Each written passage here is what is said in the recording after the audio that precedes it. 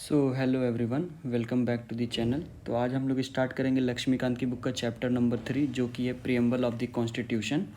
Okay, तो अब हम लोग जो भी आने वाले चैप्टर्स होंगे ना, हम लोग इन्हें पार्ट्स में डिवाइड करके पढ़ेंगे। मतलब मैं वीडियो पार्ट्स में लाऊंगा, क्योंकि एक वीडियो बनाना मतलब एक घंटे की वीडियो एडिट करना या 1.5 घंटे की वीडियो एडिट करना काफ़ी बल्कि वर्क हो जाता है और उसमें बहुत टाइम लगता है। तो इसलिए अब मैं 20 मिनट 25 मिनट की ऐसे ऐसे वीडियो बना के डाला करूँगा। ओके, तो आज हम लोग इसका पार्ट नंबर 1 देखेंगे। दोनों वीडियो साथ ही में अपलोड होगी, बट मेरे लिए थोड़ा ऐसे बनाना कन्वीनियंट हो जाएगा। ओके, तो सबसे पहले बात कर लेते हैं थोड़ा इंट्रो की। तो जो प्रियम्बल है ना, ये मतलब ऐसा नहीं है कि सिर्फ हमारे इंडिया के ही कॉन्स्टिट्यूशन में, ये अमेरिकन कॉन्स्टिट्यूशन में भी है और बहुत सारी कंट्रियों के कॉन्स्टिट्यूशन में है। ठीक है, और प्रियम्बल को ना इंट्रोडक्शन और प्रीफेस कहा गया है, मतलब एज ए आइडेंटिटी कार्ड भी बोला गया है। ओके, जो एक हैं एन.ए. पालखीवाला, ठीक है, इन्होंने एक एमिनेंट जूरिस्ट हैं, इन्होंने बोला है ना कि प्रियम्बल को identity card of the constitution. तो जैसे कोई बुक होती है ना, तो उसका प्रीफेस होता है एज ए इंट्रोडक्शन कि उसमें क्या है क्या नहीं है। ठीक है, तो ऐसे ही हमारे कॉन्स्टिट्यूशन का ये प्रीफेस है, ये इंट्रोडक्शन है प्रियम्बल। और ये जो प्रियम्बल है ना, ये बेस्ड है, जो मैंने बताया था कि ऑब्जेक्टिव रेजोल्यूशन लाते हैं हमारे जवाहरलाल नेहरू जी। ठीक है, तो ऑब्जेक्टिव रेजोल्यूशन पे ही ये बेस्ड, ये मतलब प्रियम्बल जो है वो पूरा का पूरा उसी पे बेस्ड है। और इसे मतलब इसमें एक बार अमेंडमेंट भी किया गया है 42nd कॉन्स्टिट्यूशनल अमेंडमेंट एक्ट के द्वारा। इसमें अमेंडमेंट किया गया था 1976 में, जब उसमें 3 वर्ड जोड़े गए थे। एक था सोशलिस्ट, सेकुलर एंड इंटीग्रिटी। ठीक है, तो हम लोग ये देख लेते हैं। फिर उसके बाद टेक्स्ट ऑफ द प्रियम्बल है, तो इसमें ये है कि we the people of India have solemnly resolve a constitution India into a sovereign socialist secular democratic republic to secure all its citizen। तो इसमें पहले ही लाइन जो है ना, we the people of India, तो ये है ना कि ये कोई एक पर्सन नहीं है, ये यहाँ ये जो भारत के लोग ही हैं, इन्होंने ही सोलमनी रिजॉल्व किया ये कॉन्स्टिट्यूशन। मतलब जो भी कॉन्स्टिट्यूशन में पावर आ रही है, जो जो भी, वो सारी की सारी पीपल ऑफ इंडिया से ही आ रही है। ठीक है, तो अब इसमें sovereign, socialist, secular, democratic, republic, इन सारे वर्ड अभी हम लोग इसके मीनिंग देखेंगे क्या किस सेंस में ऐड किए गए हैं। तो जैसे जस्टिस है तो सोशल जस्टिस है, इकोनॉमिक जस्टिस है एंड पॉलिटिकल जस्टिस है। फिर liberty of thought, expression, belief, faith, worship. हाँ, फिर इक्वलिटी है, equality of status, of opportunity and to promote among them all. Fraternity भी प्रमोट की जाएगी ताकि यूनिटी और इंटीग्रिटी ऑफ नेशन बना रहे। ठीक है, इन आवर कॉन्स्टिट्यूंट असेंबली, और इसमें डेट भी मेंशन की गई है जो कि है 26 नवंबर 1949। ठीक है, तो ये एडॉप्शन की डेट भी इसमें मेंशन की गई है। ठीक है, तो अभी हम लोग इन सारे वर्ड्स की मीनिंग भी देखेंगे। तो ये चीज़ें ना आप लोग बहुत अच्छे से समझिएगा, क्योंकि कभी कभी ना क्वेश्चन ऐसे भी बन जाते हैं कि जस्टिस मतलब क्या क्या जस्टिस दिया गया है। ठीक है, तो ऐसे भी प्रीलिम्स में क्वेश्चन आते हैं कि कौन कौन सी जस्टिस की बात की गई है, या लिबर्टी किस किस किस चीज़ों की लिबर्टी दी गई है, इक्वलिटी किन किन चीज़ों की दी गई है, प्लस सोशल जस्टिस क्या है, इकोनॉमिक जस्टिस क्या है, पॉलिटिकल जस्टिस क्या है। तो ये सारी चीज़ें हम लोग देखेंगे। ठीक है, उसके बाद हम लोग चलते हैं इंग्रेडिएंट ऑफ द प्रियम्बल। तो जब भी कोई चीज़ें बनती हैं ना, तो उसमें कुछ इंग्रेडिएंट यूज़ किए जाते हैं, मसाले। हाँ, तो ये उसी तरह का है, बट ये मसाले नहीं है। ठीक है, अब इसमें बनाने में क्या क्या चीज़ें यूज़ की गई, तो 4 इंग्रेडिएंट हैं, मतलब 4 तरह की चीज़ें इसमें मेंशन है। पहला तो ये है कि प्रियम्बल स्टेट करता है ना कि जो कॉन्स्टिट्यूशन है वो अपनी अथॉरिटी कहाँ से डिराइव करता है, तो जो कि मैंने बताया कि वो पीपल ऑफ इंडिया से ही डिराइव होती है। अथॉरिटी, ठीक है, पीपल से ही अथॉरिटी मिलती है कॉन्स्टिट्यूशन को। ओके, ये हो गया।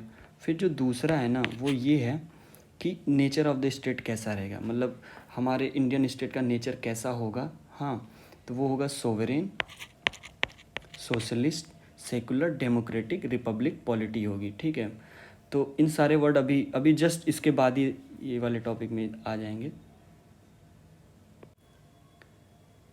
Then third thing is objective of the constitution.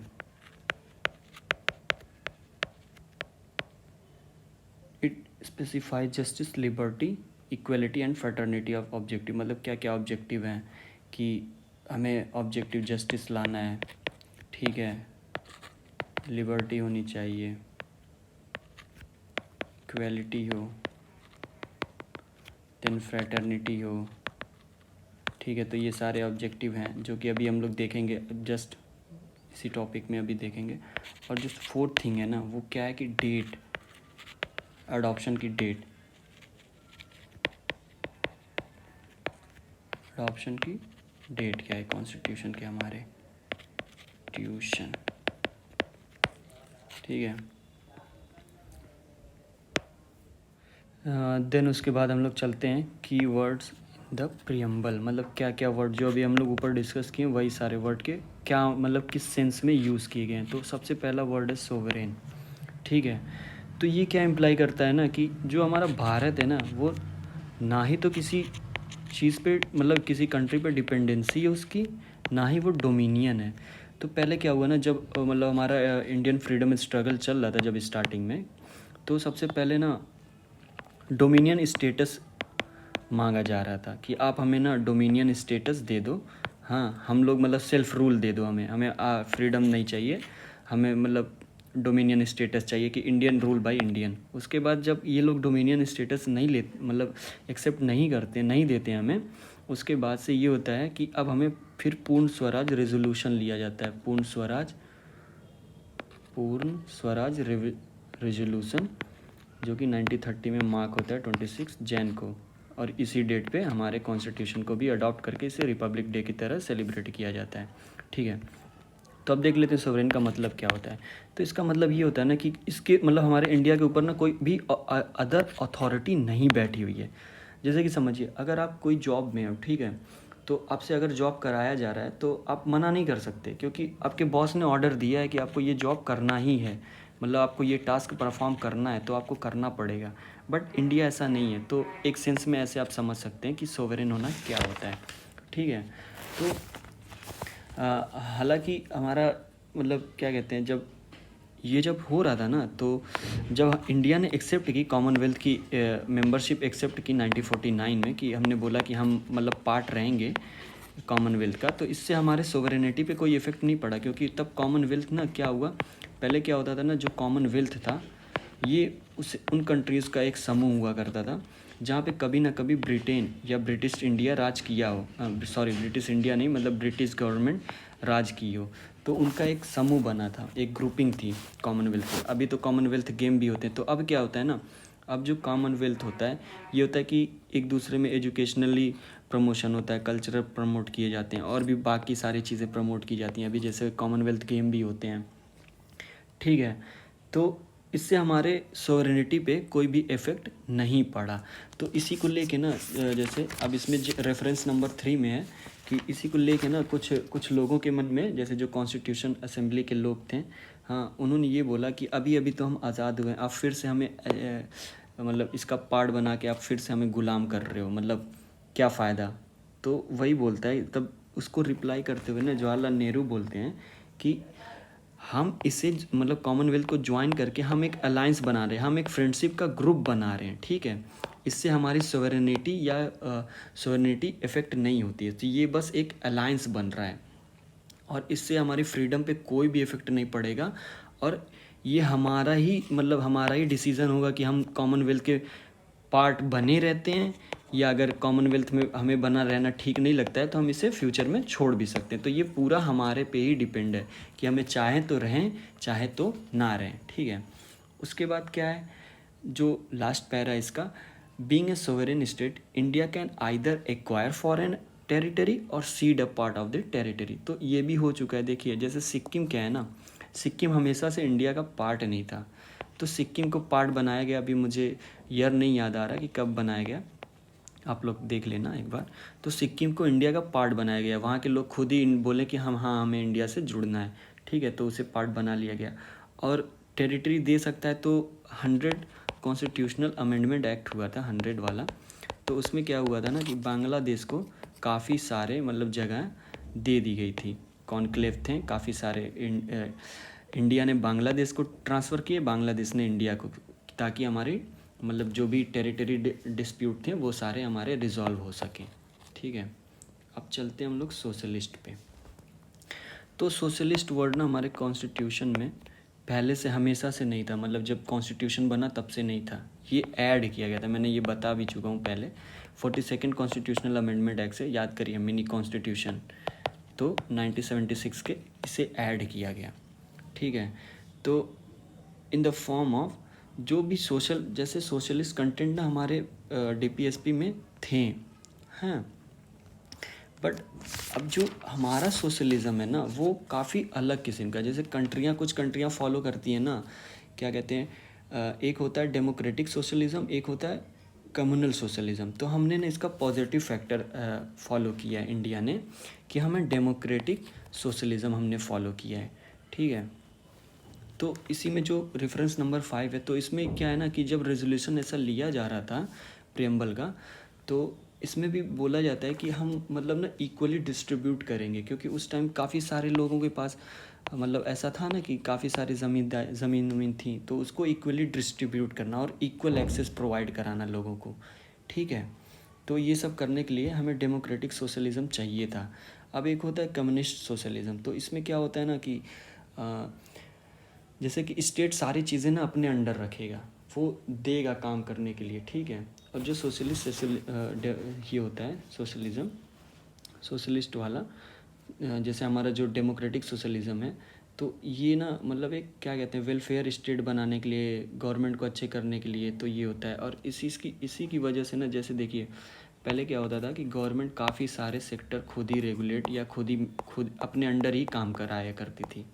ठीक है, अभी भी है। जैसे अभी क्या है कि अभी न्यूक्लियर पावर, ठीक है, न्यूक्लियर पावर गवर्नमेंट के फुल्ली कंट्रोल है, मतलब गवर्नमेंट ही टोटल कंट्रोल करती है। और भी जो भी पावर के सेक्टर होते हैं गवर्नमेंट के अंडर ही आते हैं, या गवर्नमेंट जो सेक्टर चाहे वो अपने पास ले सकती है।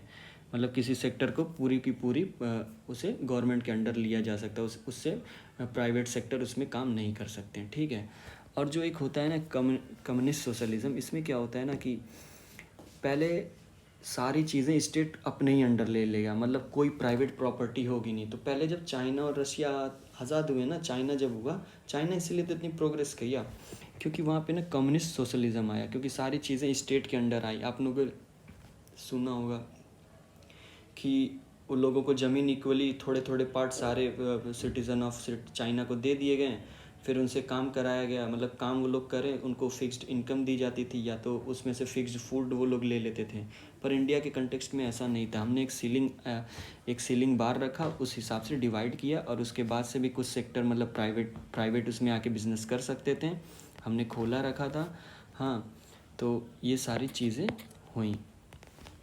और जो डेमोक्रेटिक सोशलिज़म होता है ना, इसका एम होता है कि पॉवर्टी को ख़त्म करना, इग्नोरेंस को ख़त्म करना, डिजीज़ को, और जो भी इनइक्वालिटीज़ हैं, इनइक्वालिटीज़ ऑफ अपॉर्चुनिटी है ना, तो उसमें कम से कम मतलब गैप लाना कि सबको प्रोवाइड किया जाए। ठीक है, और ये हुआ भी है। जैसे देखिए एलपीजी रिफॉर्म्स जब आए थे हमारे कंट्री में, इंट्रोड्यूस हुए, तो उससे क्या हुआ ना, काफ़ी सारे सेक्टर को प्राइवेट सेक्टर के लिए खोल दिया गया था कि आप लोग आओ, आप लोग इसमें काम कर सकते हो।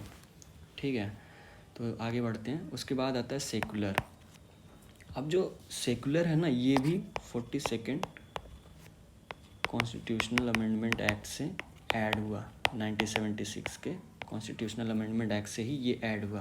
हाँ, हाउएवर सुप्रीम कोर्ट ने ये बोला था कि ये ऐड होने का ये मतलब नहीं कि इससे पहले हमारा कॉन्स्टिट्यूशन सेकुलर नहीं था। नहीं, हमारा स्टेट मतलब सेकुलर ही था, क्योंकि सेफगार्ड प्रोवाइड किए गए थे। आर्टिकल मतलब फ्रीडम ऑफ रिलीजन है 25 to 28। ठीक है, मतलब ये सारे आर्टिकल प्रोवाइड किए गए थे। तो इससे ही पता चलता है कि हमारे जो कॉन्स्टिट्यूशनल मेकर थे ना, वो भले ये वर्ड ऐड नहीं करें सेकुलर, बट हमारा कॉन्स्टिट्यूशन को पूरा सेकुलर बनाया गया, और सभी को मतलब सारे धर्म को प्रोटेक्शन मिली। ऐसा नहीं कि सिर्फ एक धर्म को मिली। हाँ, इसमें क्या है कि अगर हिंदू भी है तो उसको सेम सेम प्रोटेक्शन है, मुस्लिम को भी सेम प्रोटेक्शन है, सारे रिलीजन को सेम प्रोटेक्शन है, सिख हो गया, क्रिश्चियन हो गया, सबको सेम प्रोटेक्शन प्रोवाइड की गई है। हाँ, और जो कि बाहर की कंट्रियाँ होती हैं ना, वो क्या होती हैं, वो भी सेकुलर होती हैं, बट वो क्या है ना कि एक धर्म को ज़्यादा बढ़ावा देती हैं। हाँ, वहाँ पे लोग तो रहते हैं बट वो एक धर्म को ज़्यादा ही बढ़ावा देती हैं। और हमारे इंडिया के कंटेक्स्ट में क्या होता है ना कि सबको एक ही तरह से ट्रीट किया जाता है। मतलब अगर अगर कोई कोई चीज़ें प्रोवाइड भी की जा रही हैं तो सभी को दी जाएंगी। ऐसा नहीं कि किसी धर्म वाले को नहीं दी जाएंगी और किसी को दी जाएंगी, तो ऐसा नहीं होगा, सब में इक्वली डिस्ट्रीब्यूट होंगी। उसके बाद आता है वर्ड डेमोक्रेटिक। तो डेमोक्रेटिक क्या होता है, ठीक है। तो सबसे पहले हमारे इंडिया ने ना, मतलब इंडिया ने कोई मतलब डेमोक्रेसी को अपनाया। अब ये नहीं कि क्या कहते हैं डिक्टेटरशिप को नहीं अपनाया। तो एक होता है ये हो गया। और डेमोक्रेटिक भी ना, डेमोक्रेसी भी दो तरह से होती है। एक होती है डायरेक्ट डेमोक्रेसी, ठीक है। डायरेक्ट डेमोक्रेसी में क्या होता है कि जो पर्सन होते हैं ना वो सुप्रीम पावर खुद ही इंजॉय करते हैं डायरेक्टली, ठीक है। कैसे, तो रेफरेंडम से, ठीक है, इनिशिएटिव से, रिकॉल से और प्लेबिसाइड से। और जो इनडायरेक्ट डेमोक्रेसी होती है ना, इसमें पीपल चूज़ करके कोई रिप्रेजेंटेटिव भेजता है और वो पीपल के बिहाफ पे रूल करता है। जैसे कि हम लोग वोट करते हैं, अपने एमएलए और एमपीज़ को बनाते हैं, तो वो लोग हमारे बिहाफ पे जाके रूल करते हैं, ठीक है। अब हम लोग ये देख लेते हैं ना कि रेफरेंडम, इनिशिएटिव, रिकॉल और प्लेबिसाइड क्या होता है, ठीक है। हाँ, तो अब हम लोग देख लेते हैं ना कि ये रेफरेंडम, इनिशिएटिव, रिकॉल और प्लेबिसाइड क्या होता है। तो सबसे पहले प्लेबिसाइड की बात कर लेते हैं। तो प्लेबिसाइड वो होता है ना कि जैसे जब इसमें कश्मीर का होता है मसला, तो वहाँ के मतलब कुछ लोग ये भी बोलते हैं ना कि प्लेबिसाइड करा के पूछ लेना चाहिए कि कश्मीरी कहाँ रहना चाहते हैं। हाँ, बट जब यूएन में ऐसा होता है तो हमारे सरदार वल्लभ भाई पटेल बोलते हैं कि नहीं है, मतलब उन्होंने ये स्टैंड लिया ना कि नहीं, प्लेबिसाइड कराने वराने से कोई फ़ायदा नहीं है, ये हमारा ही पार्ट है, क्योंकि राजा हरी ने हमसे एक्सेशन ऑफ सक्सेशन साइन किया है, ठीक है। उन्होंने एक एग्रीमेंट साइन कर लिया है हमारे साथ। तो उसके बाद रशिया कर देता है वीटो, तो प्लेबिसाइड नहीं होती है। एक ये हो गया कि ओपिनियन लिया जाता है। दूसरा होता है रिकॉल। अब रिकॉल क्या है, रिकॉल ये है ना कि अगर जैसे रिप्रेजेंटेटिव पीपल्स के अकॉर्डिंग काम नहीं कर रहा है, मतलब जैसा वो चाह रहे हैं वैसा काम नहीं कर रहा है, तो ये लोग वोट दे के ना उसे हटा भी सकते हैं। ये हमारे इंडिया के केस में नहीं होता है, क्योंकि हमारे इंडिया में तो रिप्रेजेंटेटिव जाते हैं। और डायरेक्ट डेमोक्रेसी ना वहीं एक्सरसाइज की जा सकती है जहाँ पे बहुत ही लिटरेट लोग हैं। अभी हमारे यहाँ क्या है, आप लोग देखते हो, जिसे कुछ भी नॉलेज नहीं है पॉलिटी के बारे में या कैसे इलेक्शन होता है या कुछ भी, वो कुछ भी किसी चीज़ को भी लेके कुछ भी बोलने लगेगा। जैसे बोलेगा कि सीएम बहुत स्ट्रांग है, ये वो फला, ना जाने क्या क्या। आप लोगों ने भी बहुत कुछ चीज़ें सुनी होगी, ठीक है।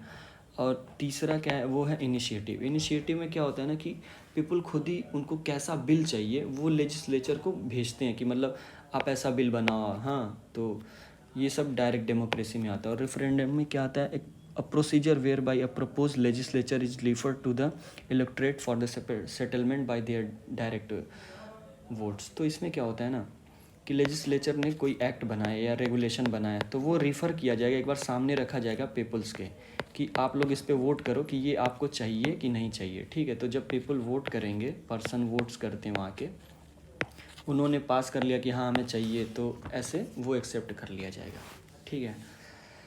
अब बात करते हैं हम लोग इनडायरेक्ट डेमोक्रेसी की। Just a minute. हाँ, तो इनडायरेक्ट डेमोक्रेसी ना दो तरह से होती है। एक होती है पार्लियामेंट्री फॉर्म ऑफ डेमोक्रेसी और दूसरी होती है प्रेसिडेंटियल, और दोनों को रिप्रेजेंटेटिव डेमोक्रेसी कहते हैं। पहले ये जान लीजिए कि इनडायरेक्ट डेमोक्रेसी होती है रिप्रेजेंटेटिव डेमोक्रेसी, जहाँ पे लोग चुन के भेजते हैं एक पर्सन को और वो पर्सन उन लोगों के बिहाफ पे रूल करता है या गवर्नमेंट चलाता है, ठीक है। तो जो इंडियन कॉन्स्टिट्यूशन है ना, ये तो parliamentary form of democracy follow करता है, ठीक है। जिसके अंदर क्या होता है कि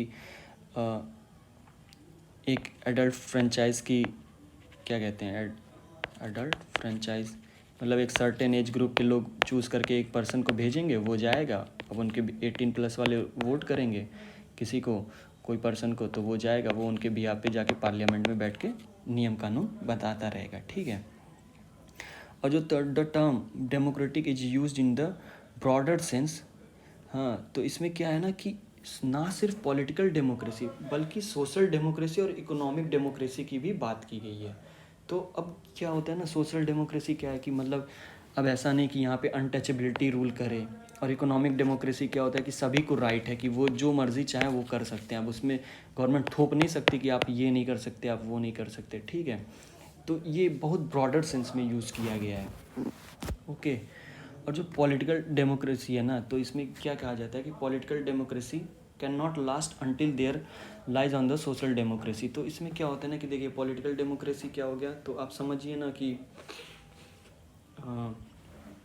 जैसे लिबर्टी हो गई, ठीक है, लिबर्टी, इक्वलिटी, फैटर्निटी के थॉट्स आ गए, ठीक है।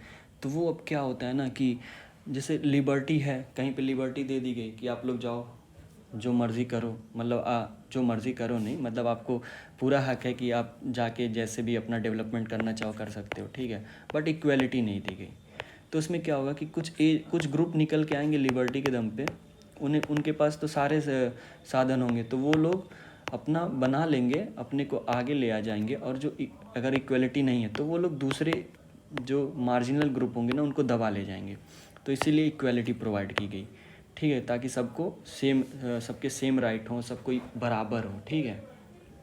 और सेम उसी तरह अगर इक्वलिटी है पर लिबर्टी नहीं है, तो इक्वलिटी क्या है कि समझिए कि एक है वो, समझिए कि 100% एफिशिएंस वर्क, मतलब उसके पास एफिशिएंसी इतनी है, बट एक है कि 10% ही एफिशिएंट है अपने वर्क में। अब इन दोनों को क्या रहेगा, इन दोनों को साथ ही काम करना पड़ेगा, नो डाउट कि ये 90% मोर है इससे, बट दोनों को साथ ही में काम करना पड़ेगा। तो ये भी नहीं हो सकता। अगर ऐसा रहेगा तो देश पीछे चला जाएगा, और हमारे यहाँ दोनों है, इसीलिए तो हमारा देश इतना तरक्की करता है। तो इसी की वजह से जैसे कोई बहुत ही एलिजिबल रहता है, वो कई सारी चीज़ों के लिए एलिजिबल हो जाता है, और दूसरा पर्सन वही होता है कि जैसे देखिए आप लोग खुद ही देखते होंगे कि एक होता है, एक कोई भी नॉर्मल सा काम करता रहता है, मतलब डे टू डे वर्क करता है, और एक है जो दिन में बस 2 घंटे वर्क किया, उसका काम ख़त्म। तो ये सारी चीज़ें आप लोग लिबर्टी के बेसिस पे हासिल कर सकते हो। उसके बाद जो 5वां पॉइंट है ये है रिपब्लिक। अब रिपब्लिक क्या होता है ना, रिपब्लिक क्लासीफाई होती है 2 चीज़ों में, एक होती है मोनार्कियल और दूसरी होती है रिपब्लिक। जो भी डेमोक्रेटिक पॉलिटी होती है वो इन 2 चीज़ों में डिवाइडेड होती है, एक मोनार्की, एक रिपब्लिक। अब मोनार्की क्या होती है ना कि जहाँ पे जो पोस्ट है वो हेरिडेटरी होती है, मतलब किसी, अब जैसे हेड ऑफ स्टेट है, तो हेड ऑफ स्टेट हमारे कौन है, प्रेसिडेंट, जिन्हें हम लोग प्रेसिडेंट कहते हैं। प्रेसिडेंट होते हैं हमारे हेड ऑफ स्टेट। तो अब मोनार्कियल कहाँ है, जैसे ब्रिटेन में देख लीजिए, इंग्लैंड में क्या है कि वहाँ की क्वीन और किंग ही मोनार्कियल है, वही प्रेसिडेंट बने रहेंगे, ठीक है। बट हमारे यहाँ क्या है, हमारे यहाँ चूज़ करके, मतलब कोई भी बन सकता है प्रेसिडेंट, बस वो एलिजिबल हो, तो ऐसे होता है। तो हमारे यहाँ रिपब्लिक फॉलो किया जाता है कि मतलब ऐसा नहीं है कि अब उन्हीं के जैसे एक फैमिली का मेंबर है, पहले उसके फादर बने, फिर अब उसका बेटा बन रहा है, अब उसका बेटा बन रहा है, तो ऐसे पोस्ट हेरिडेटरी नहीं है, ठीक है। हमारे यहाँ इलेक्ट किए जाते हैं, हाँ, वो भी एक फ़िक्स टाइम के लिए, मतलब यहाँ पे तो इंडिया के लिए तो 5 ईयर के लिए इलेक्ट किए जाते हैं, ठीक है। तो ये हो गया, ये टर्म इसीलिए रिपब्लिक इन सेंस में यूज़ होता है। और जो ये रिपब्लिक है ना, इसको और भी 2 तरह से देखा जा सकता है कि यहाँ पे ना जो पॉलिटिकल पावर होती है वो पीपल्स के पास होती है, ना कि एक सिंगल पर्सन में। तो ये कैसे कि हम ही लोग अपना चूज़ करके भेज रहे हैं हेड ऑफ़ द स्टेट को, हम लोग चूज़ कर रहे हैं। अब हालांकि हम लोग डायरेक्ट नहीं प्रेसिडेंट के लिए वोट करते हैं, बट हमारे रिप्रेजेंटेटिव वोट करते हैं, तो एक तरह से पर्सन के पास ही पावर है, ठीक है। और जो दूसरा होता है ना, दूसरा ये है कि एब्सेंस ऑफ एनी प्रिविलेजेस। तो यहाँ पे किसी को कोई प्रिविलेजेस नहीं दिया गया है कि एक बड़ा, एक अमीर है तो उसको दूसरी तरह से ट्रीट किया जाएगा, और दूसरा गरीब है तो उसे दूसरी तरह से ट्रीट किया जाएगा, ठीक है। और इसीलिए ना जो भी पब्लिक ऑफिस है वो सबके लिए ओपन है, विदाउट एनी डिस्क्रिमिनेशन। सारे सिटीज़न के लिए सबको अलाउ है कि वो जाके वहाँ अपना काम करा सकते हैं, या अगर उनका कोई काम है तो वो जाके पूरा, मतलब कोई भी पब्लिक ऑफिस का यूज़ कर सकते हैं, ठीक है। तो फ़िलहाल के लिए दोस्तों ये लेक्चर यहीं पे रोकते हैं, मतलब रोकने का मतलब यहीं पे ख़त्म करते हैं। हाँ, इसको मैं 2 पार्ट में डिवाइड करूँगा ताकि मैं अच्छे से काम कर पाऊँ, ठीक है? तो मिलते हैं अगली वीडियो में, तब तक के लिए have a nice day, good bye.